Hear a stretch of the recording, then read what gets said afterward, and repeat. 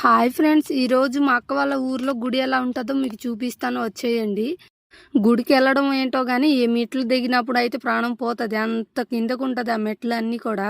అందు పూజకి కావాల్సిన సామాన్లు అన్నీ కూడా ఆ షాప్ దగ్గర కొనడానికి వచ్చాము. ఈలోగా పెళ్లి, అక్కడ ఎవరితో పెళ్లి జరుగుతుంది, ఆ పెళ్లిలో ఎక్కడికో వెళ్తున్నారనమాట.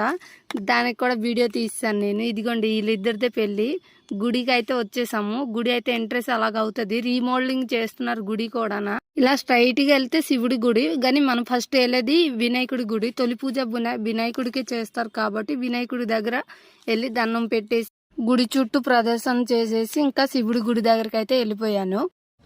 మా సైడ్ లో కూడా గుడి ఇలాగే ఉంటది, మా అక్క వాళ్ళ సైడ్ లో గుడి ఇలాగే ఉంది. మీ సైడ్ ఎలాగుందో ఒకసారి కామెంట్ చేసేయండి. అంటే గుడి అంటే లోపల దేవుడు అలా పెట్టి ఉంటారు కదా, మన సైడ్ కూడా అలాగే ఉంటది. మీ సైడ్ ఇలాగ ఉంటుందో లేదో కామెంట్ చేసేయండి.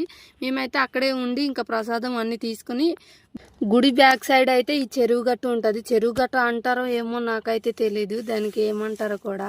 ఈలోగా ఐస్ క్రీమ్ బండి అయితే పిల్లలు ఆపేసి ఐస్ క్రీమ్ కొన్నాము.